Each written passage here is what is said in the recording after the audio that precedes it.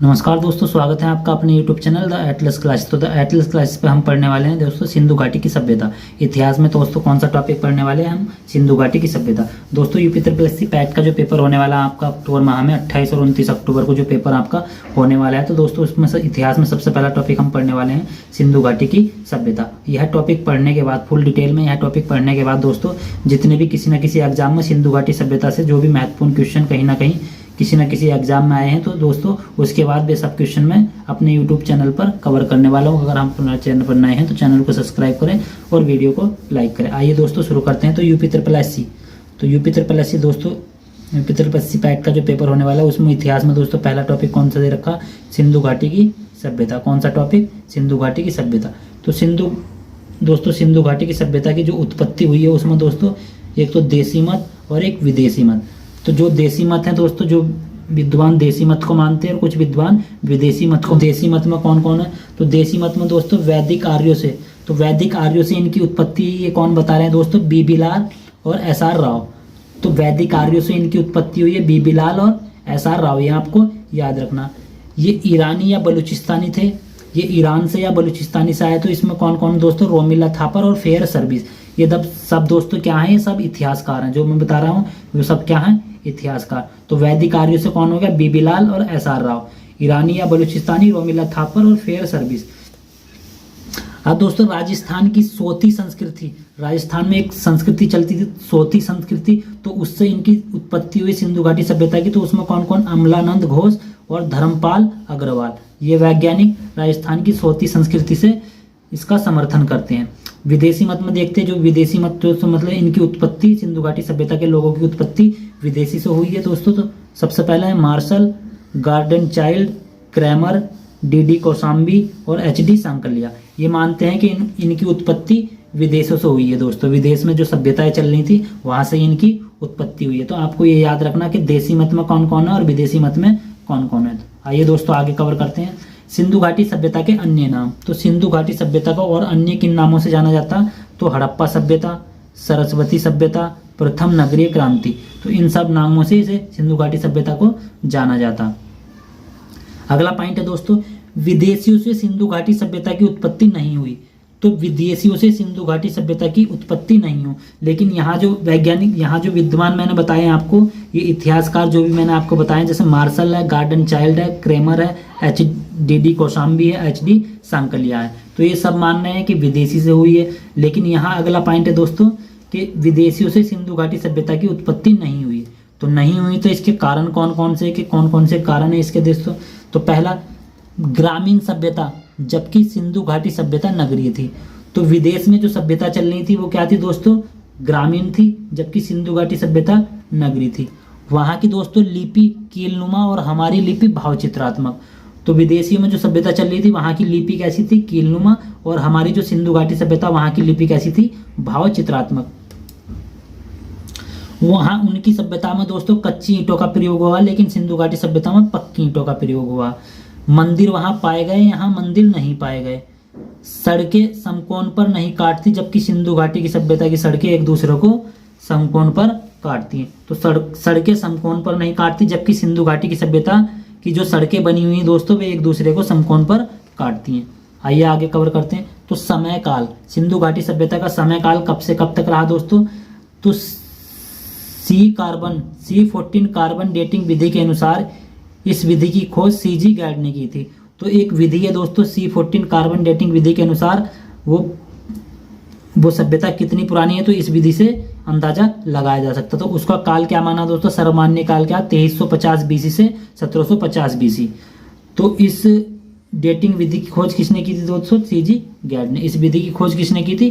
CG गैड। अगला point है 1826 में चार्ल्स मेसन ने सर्वप्रथम हड़प्पा के टीले को देखा था। तो चार्ल्स मेसन दोस्तों एक व्यक्ति था, चार्ल्स मेसन। 1826 में आपको याद रखना कि हड़प्पा के टीले का सर्वप्रथम उल्लेख किसने किया था दोस्तों? 1826 में चार्ल्स मेसन ने सर्वप्रथम हड़प्पा के टीले को देखा था। अब दोस्तों 1853 और 56 के बीच, 1853 से 56 के बीच एक रेलवे लाइन बिछाई जा रही थी दोस्तों। कहाँ से कहाँ तक? तो कराची से लाहौर तक। तो कराची से लाहौर तक एक रेलवे लाइन बिछा रही थी तक। भारतीय पुरातत्व विभाग के पिता तो भारतीय पुरातत्व विभाग के पिता कौन कहे जाते हैं? Alexander Cunningham. तो भारतीय पुरातत्व विभाग के पिता कौन है दोस्तों? Alexander Cunningham. भारतीय पुरातत्व विभाग के पिता इन्हें क्यों कहा जाता है? क्योंकि सबसे पहले खुदाई का कार्य इन्हीं के नेतृत्व में किया गया था, तो इसीलिए इन्हें भारतीय पुरातत्व विभाग का पिता कहा जाता है। आपको ये याद रखना। 1853-56 के बीच कराची से लाहौर तक लाइन बिछाई जा रही थी। उस टाइम भारतीय पुरातत्व विभाग के अध्यक्ष कौन थे? अलेक्जेंडर कनिंघम के नेतृत्व में जॉन बर्टन और विलियम बर्टन, ये दोनों दोस्तों भाई थे, द्वारा हड़प्पाई ईंटों का प्रयोग किया गया। दोस्तों वहाँ जो मजदूर काम कर रहे थे, उस टीले पे जो मजदूर काम कर रहे थे, तो उन्होंने जब इन दोनों को ये ईंटें लाकर दिखाई गई, तब इनके द्वारा क्या हुआ दोस्तों? उन ईंटों का प्रयोग किया गया। और इस प्रकार की ईंटें वहाँ कहीं नहीं थी दोस्तों। तो फिर वहाँ पुरातत्व विभाग के पिता अलेक्जेंडर कनिंघम को इन्होंने उसके बारे में बताया और फिर वहाँ दोस्तों खुदाई चालू हुई। तो उसी के बारे में दोस्तों आज हम कवर करने वाले हैं कि हड़प्पा के बारे में और भी जानकारी हम लेने वाले हैं। अब दोस्तों कवर करते हैं कि ये हड़प्पा सभ्यता का विस्तार कहाँ से कहाँ तक था। हड़प्पा सभ्यता का विस्तार कहाँ से कहाँ तक था दोस्तों? तो हड़प्पा सभ्यता उत्तर में सबसे कहाँ तक दोस्तों? उत्तर में सबसे अंतिम बिंदु कौन सा था? मांडा। तो उत्तर में सबसे अंतिम बिंदु मांडा, जम्मू कश्मीर, चिनाब नदी। तो सिंधु घाटी सभ्यता का सबसे उत्तरतम स्थान कौन सा था? मांडा। कहाँ है दोस्तों? जम्मू कश्मीर। कौन सी नदी पे? चिनाब। और दोस्तों सबसे पश्चिमी बिंदु कौन था? तो ये दक्षिणी बलूचिस्तान, दास्क नदी। तो दक्षिणी बलूचिस्तान कहाँ पड़ेगा दोस्तों? पाकिस्तान में। दक्षिणी बलूचिस्तान कहाँ पड़ेगा? पाकिस्तान में। तो वहां सबसे दोस्तों इसका पश्चिमी बिंदु कौन सा हुआ? सुतकांगे डोर। और कौन सी नदी पे था? दास्क नदी। अगला है दोस्तों सबसे पूर्वी बिंदु, तो आलमगीरपुर उत्तर प्रदेश में पड़ेगा, ये मेरठ में। आलमगीरपुर उत्तर प्रदेश में पड़ेगा, मेरठ में। और कौन सी नदी? हिंडन नदी। कौन सी? हिंडन नदी। उसके बाद सबसे दक्षिणतम बिंदु कौन सा था सिंधु घाटी सभ्यता का? तो सिंधु घाटी सभ्यता का सबसे दक्षिणतम बिंदु दोस्तों दैमाबाद। क्या याद रखना आपको? दैमाबाद। तो महाराष्ट्र में पड़ेगा ये प्रवरा नदी। कौन सी दोस्तों? प्रवरा नदी। तो उत्तरतम बिंदु मांडा, पश्चिमी बिंदु सुतकांगे डोर, पूर्वी बिंदु आलमगीरपुर और दक्षिणतम बिंदु दोस्तों दैमाबाद। तो ये इसका विस्तार हो गया, यहाँ तक ये सिंधु घाटी सभ्यता फैली हुई थी। अगला पॉइंट देख लेते हैं दोस्तों इसमें। तो सिंधु घाटी सभ्यता के प्रमुख स्थल तथा उनकी खोज। तो सिंधु घाटी सभ्यता के जो भी दोस्तों प्रमुख स्थल हैं एवं उनकी खोज किस किसने की है, तो उसको हम कवर करते हैं। तो पहला देखिए यहाँ स्थल है दोस्तों और यहाँ उसके खोज करता है। तो पहला देखिए हड़प्पा की खोज किसने की थी? तो हड़प्पा की खोज की है दयाराम साहनी ने। किसने की हड़प्पा की खोज? दयाराम साहनी। उसके बाद है मोहनजोदड़ो की खोज किसने की? रखालदास बनर्जी। मोहनजोदड़ो की खोज रखालदास बनर्जी। सुतकांगे डोर दोस्तों कहाँ था? अभी दास्क नदी, दक्षिणी बलूचिस्तान। तो सुतकांगे डोर क्या है दोस्तों? सिंधु घाटी सभ्यता का सबसे पश्चिमतम बिंदु क्या है? सुतकांगे डोर। तो इसकी खोज किसने की थी? RL Stein. तो आरएल स्टीन ने दोस्तों इसकी खोज की। अगला है चहुंदड़ो। तो चहुंदड़ो दोस्तों, ये दोस्तों एनजी नहीं, एमजी मजूमदार। एमजी क्या है? ये एमजी। तो एमजी मजूमदार। तो चहुंदड़ो की खोज किसने की? एमजी मजूमदार। अगला है दोस्तों कालीबंगन। तो कालीबंगन की भी खोज किसने की? अमलानंद घोष। कालीबंगन की खोज किसने की? अमलानंद घोष। लोथल की खोज एसआर राव। सुरकोतता की खोज जेपी जोशी। ये आपको दोस्तों याद रख लेना, यूपी SSC पैट का जो पेपर होने वाला उसमें ये स्पेशल टॉपिक दिया गया है कि सिंधु घाटी की सभ्यता। तो उसमें आपको ये टॉपिक मैं कवर करा रहा हूँ। अगर आप हमारे चैनल पर नए हैं तो चैनल को सब्सक्राइब करें और वीडियो को लाइक करें। आइए दोस्तों अगला कवर करते हैं बनावली प्लस धोलावीरा। तो बनावली और धोलावीरा की खोज की RS बिष्ट। बनावली और धोलावीरा की खोज RS बिष्ट। अगला है आलमगीरपुर प्लस रोपड़। तो आलमगीरपुर कहाँ पड़ेगा दोस्तों? आलमगीरपुर पड़ेगा आपका मेरठ में। मेरठ के पास कहाँ पड़ेगा? आलमगीरपुर। तो रोपड़ पड़ेगा आपका पंजाब में। तो इन दोनों स्थानों की खोज किसने की थी? यज्ञदत्त शर्मा। किसने की? यज्ञदत्त शर्मा ने।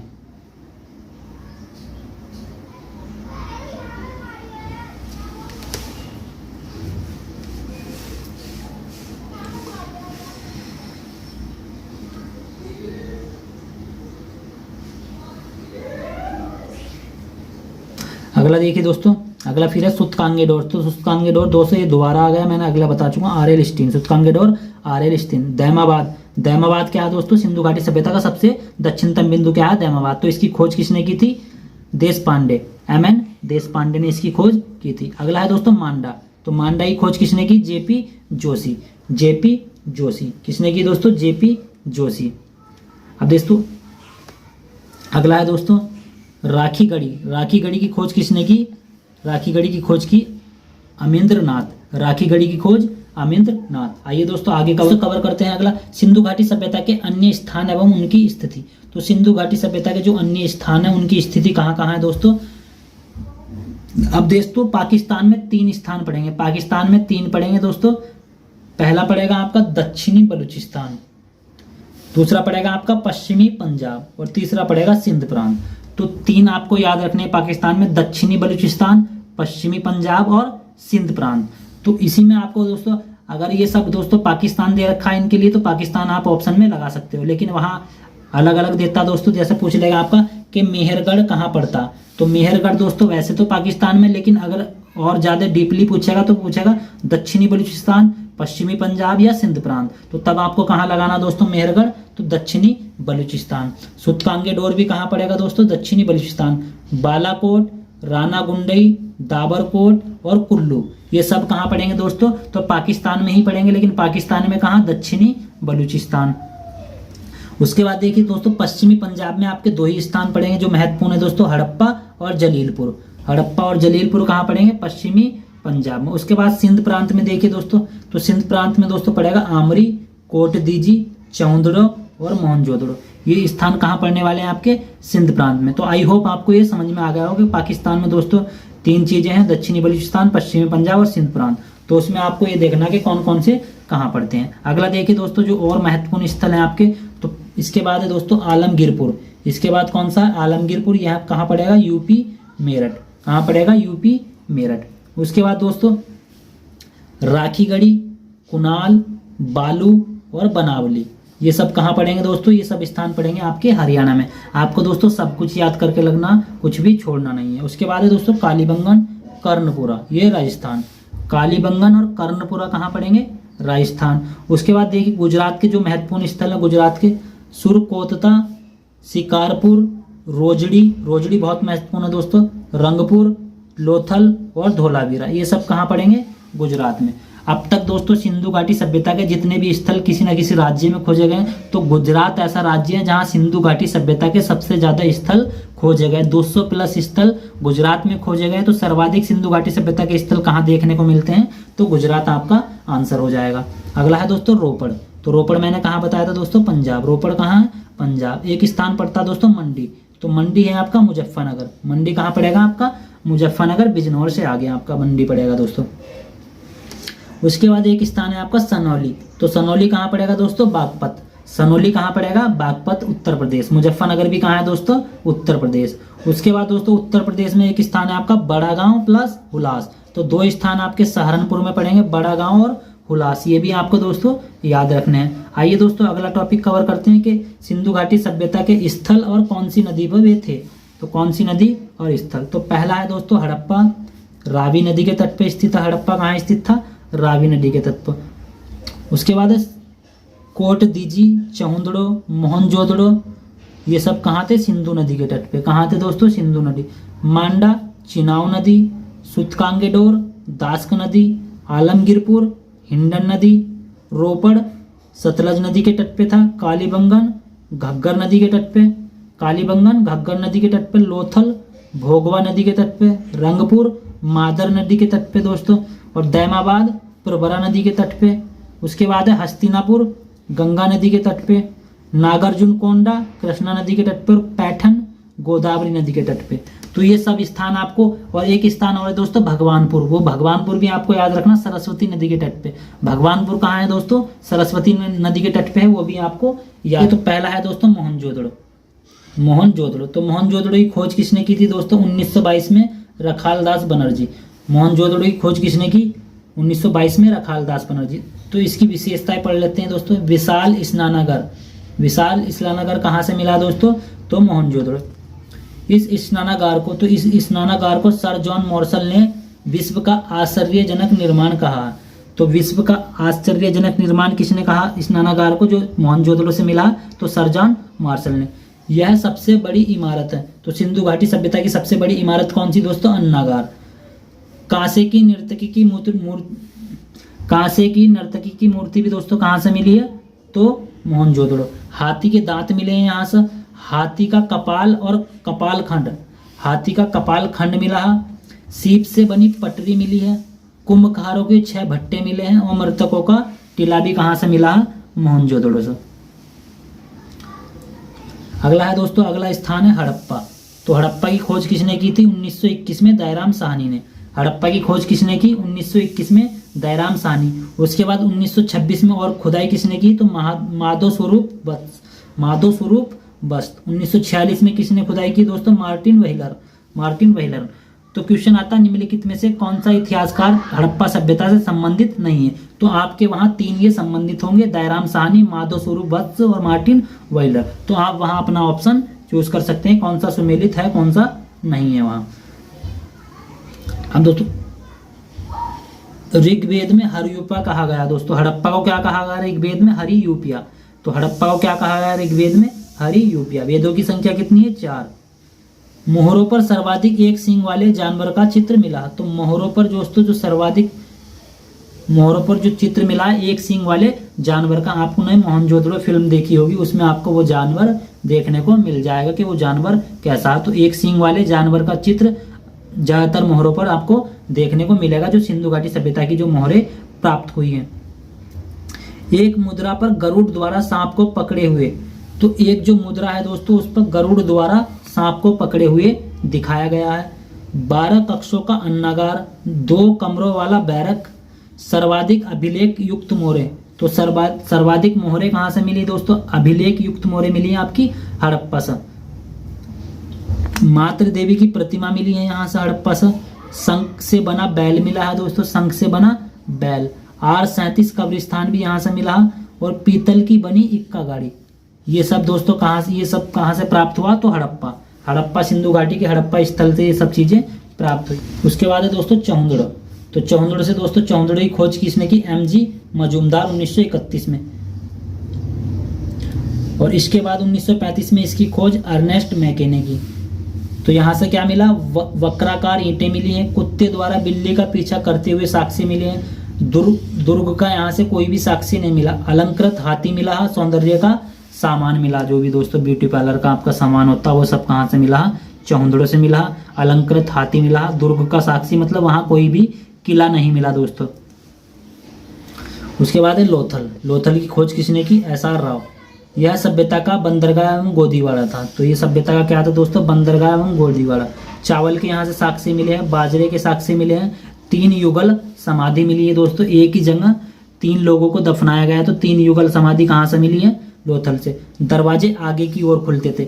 बाकी जितने भी दोस्तों सिंधु घाटी सभ्यता के जितने भी मकान या कमरे मिले हैं उनके सबके दरवाजे पीछे की ओर खुलते थे, लेकिन लोथल एकमात्र ऐसा नगर था जिसके दरवाजे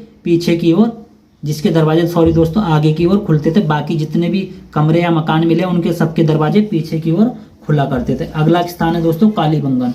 तो कालीबंगन की खोज किसने की? अमलानंद घोष। तो जुते हुए यहाँ से खेत मिले हैं, काले रंग की चूड़ियां मिली हैं, नकाशीदार ईंटें मिली हैं, ऊंट की हस्तियां मिली और बेलनाकार मोहरें मिली। और फारस की मोहरें कहाँ से मिली है दोस्तों? लोथल से। फारस की मोहरें कहाँ से मिली हैं आपकी? लोथल से। और बेलनाकार मोहरें कहाँ से मिली हैं आपकी? कालीबंगन से। अगला स्थान है दोस्तों बनावली। तो बनावली से दोस्तों तिल जो सरसों के साक्ष्य मिले। तिल जो सरसों के साक्ष्य। बनावली हल्की प्राप्ति खिलौने के रूप में। तो हल्की प्राप्ति खिलौने के रूप में कहाँ से हुई है दोस्तों? बनावली। उसके बाद है सुरकोतता। तो सुरकोतता घोड़े की अस्थियां, एक विशेष प्रकार की कब्रगाह। तो एक विशेष प्रकार की कब्रगाह कहाँ से मिली है? सुरकोतता से। और घोड़े की अस्थियां। अगला है रंगपुर। तो रंगपुर से क्या मिला? गेहूं के साक्ष्य मिले हैं, धान की भूसी। तो गेहूं के साक्ष्य और धान की भूसी कहाँ से मिली है? रंगपुर। लेकिन चावल के साक्ष्य लोथल। चावल के साक्ष्य कहाँ से मिले हैं दोस्तों? लोथल। धोलावीरा से दोस्तों, धोलावीरा एक स्थान है, वहां से जल प्रबंधन प्रणाली बहुत ही आश्चर्यजनक देखने को मिली है। धोलावीरा से जल प्रबंधन प्रणाली। तो धोलावीरा किसके लिए फेमस है दोस्तों? जल प्रबंधन प्रणाली के लिए। अब दोस्तों वन लाइनर क्वेश्चन कवर कर लेते हैं। जो वन लाइनर क्वेश्चन है, तो वन लाइनर क्वेश्चन में सबसे पहला सबसे बड़ी ईंट कहाँ से मिली है? तो सबसे बड़ी ईंट मिली है आपकी मोहनजोदड़ो। सबसे बड़ी ईंट मोहनजोदड़ो। सुरकोतता एवं लोथल एक ही रक्षा प्राचीर से घिरे थे। तो सुरकोतता एवं लोथल एक सिंधु घाटी सभ्यता के ऐसे स्थल थे जो एक ही रक्षा प्राचीर से घिरे थे, मतलब एक ही बाउंड्री थी उनकी दोनों की। लोथल और सुरकोतता की एक ही बाउंड्री थी दोस्तों। अगला है दोस्तों, जो सिंधु घाटी सभ्यता का जो समाज था वो मातृसत्तात्मक था। मातृसत्तात्मक, एक समाज होता है दोस्तों पितृसत्तात्मक, एक होता है मातृसत्तात्मक। पितृसत्तात्मक में पिता को सम्मान दिया जाता है, लेकिन जो मातृसत्तात्मक समाज होता है उसमें माता को सम्मान दिया जाता है। तो अगला है दोस्तों प्रमुख पशु। तो प्रमुख पशु कौन सा था सिंधु घाटी सभ्यता का? तो कुबड़ वाला सांड, ये भी आपको याद रखना। प्रमुख देवता कौन था उनका? तो पशुपति। प्रमुख देवी कौन थी? मातृ देवी। तो वे दोस्तों मातृ देवी की पूजा किया करते थे। और प्रमुख देवता कौन था उनका? पशुपति। तो सिंधु घाटी सभ्यता को कुल 9 फसलों का ज्ञान था। कितनी फसलों का ज्ञान था सिंधु घाटी सभ्यता को? 9 फसलों का। प्रमुख फसल कौन कौन सी थी? तो गेहूं और जौ। भेड़ बकरी सुअर बैल के साक्ष्य मिले हैं, लेकिन गाय और शेर के साक्ष्य नहीं मिले। तो आपको भेड़ के साक्ष्य भी मिल जाएंगे, बकरी के साक्ष्य भी मिल जाएंगे, सुअर के साक्ष्य भी मिल जाएंगे और बैल के साक्ष्य भी मिल जाएंगे, लेकिन आपको गाय और शेर के साक्ष्य नहीं मिले हैं दोस्तों।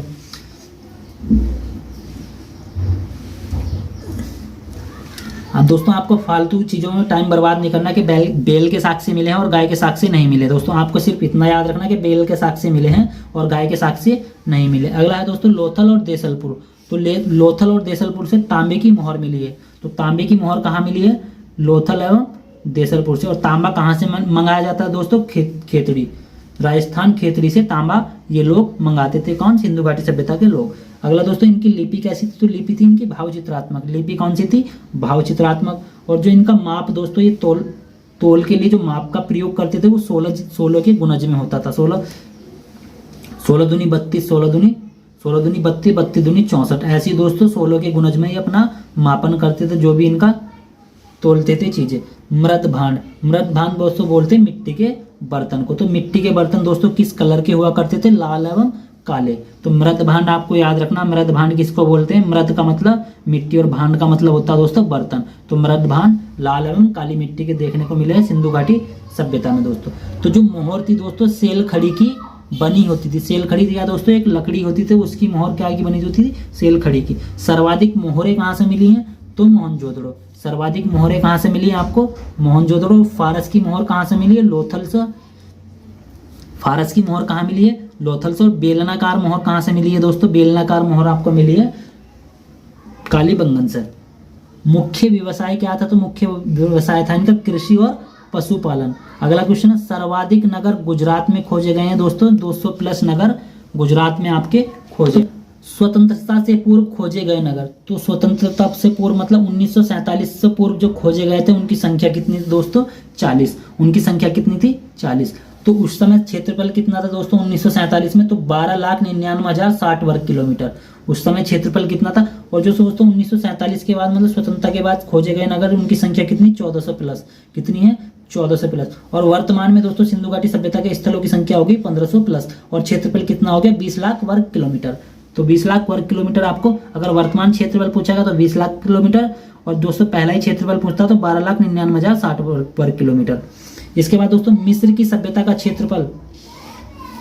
तो जितना दोस्तों मिस्र की सभ्यता का क्षेत्रफल उसका 20 गुना करोगे तो तब कितना आएगा? सिंधु घाटी सभ्यता का क्षेत्रफल 20 गुना है मिस्र की सभ्यता के। ऐसे ही आप दोस्तों मिस्र की सभ्यता और मेसोपोटामिया की सभ्यता का क्षेत्रफल देखोगे तो कितना गुना है? वो 12 गुना है। तो 12 गुना जब सिंधु घाटी सभ्यता का क्षेत्रफल करोगे तो वो 12 गुना होगा सिंधु घाटी सभ्यता का क्षेत्रफल। अगला है दोस्तों 6 स्थान जिन्हें नगरों की संज्ञा दी गई है। तो सिंधु सभ्यता के जो 6 बड़े नगर हैं उन्हें 6 बड़े नगरों की संज्ञा दी गई है। तो पहला है दोस्तों हड़प्पा, मोहनजोदड़ो, कालीबंगन, लोथल, चौंदड़ो और बनावली। ये 6 बड़े नगर हैं जिन्हें नगरों की संज्ञा दी गई है। अगला पॉइंट है राखीगढ़ी क्षेत्रफल के अनुसार सिंधु घाटी सभ्यता का सबसे बड़ा नगर है। तो सबसे बड़ा नगर कौन सा? राखीगढ़ी। सबसे बड़ा नगर कौन सा है? राखीगढ़ी। अगला दोस्तों फारस की मोहरें मैं बता चुका हूँ लोथल से मिली है, बेलनाकार मोहरें कालीबंगन से मिली है और सर्वाधिक मोहरें मोहनजोदड़ो से मिली। ये भी आपको याद रखना दोस्तों। अब सिंधु घाटी सभ्यता के विनाश के कारण या पतन के कारण। सिंधु घाटी सभ्यता के पतन के कारण कि सिंधु घाटी सभ्यता एकदम से कैसे समाप्त हो गई, तो उस पर जो इतिहासकार हैं दोस्तों उनके खुद कथन है। तो उन्हीं कथनों को आपको याद रखना और उन्हीं कथनों के द्वारा दोस्तों आपसे एग्जाम में क्वेश्चन पूछे जाते हैं, तो आपको सब कुछ याद करके चलना। तो पहला है दोस्तों कि सिंधु घाटी सभ्यता का सबसे प्रमुख कारण था वो दोस्तों बाढ़। सबसे प्रमुख कारण क्या बताया गया सिंधु घाटी सभ्यता का? बाढ़। तो सर जॉन मार्शल और मेके और एसआर राव ये 3 व्यक्ति ऐसे हैं जो बाढ़ का समर्थन करते हैं कि सिंधु घाटी सभ्यता का जो पतन हुआ या विनाश हुआ वो बाढ़ के कारण हुआ। अगला दोस्तों आर्यों का आक्रमण। तो आर्यों के आक्रमण का समर्थन कौन कौन करते हैं कि सिंधु घाटी सभ्यता पर आर्य लोगों ने आक्रमण करा और सिंधु घाटी सभ्यता समाप्त होगी। तो उसमें दोस्तों इतिहासकार गार्डन चाइल्ड हीलर और स्टुअर्ट पिगट। तो स्टुअर्ट पिगट ने दोस्तों